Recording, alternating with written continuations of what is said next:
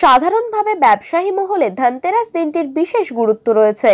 এ বিষয়ে একটি উপাখ্যান বা কাহিনী বর্ণিত আছে। প্রাচীনকালে হেমার রাজার পুত্রের জীবনে একটি অভিশাপ ছিল।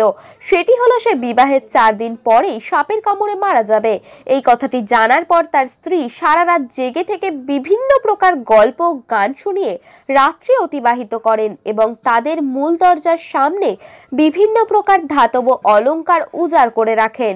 সেই রাতে যমরাজ তাকে হরণ করতে এলেও সেই অলংকারের জৌলুসে তার চোখ ঝলসে যায়।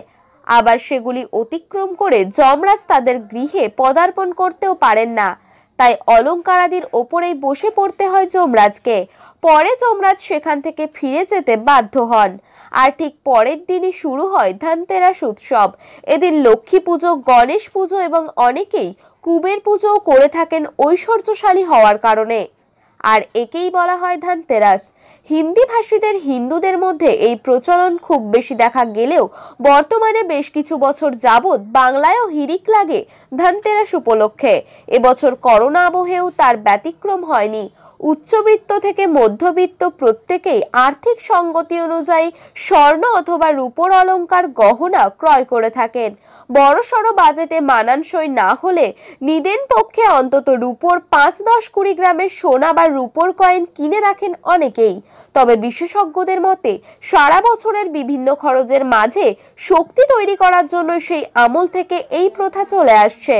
বিজ্ঞানের প্রভূত উন্নতিতে ইদানিং হল ফ্যাশনের কালীমাতা, গণেশ, সন্তোষীমা, জগদ্ধাত্রী নানান রকম দেবদেবীর রূপোর মূর্তি অতি কম খরচেই পাওয়া যায়।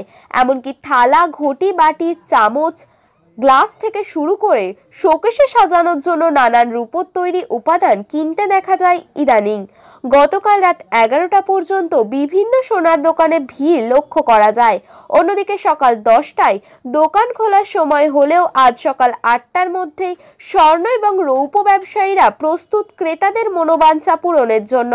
তবে নিম্নবিত্ত বা দরিদ্র সীমার নিচে বসবাসকারীর কাছে এই দিনের বিশেষ কোনো গুরুত্ব নেই, হয়তো অর্থনৈতিক কারণেই।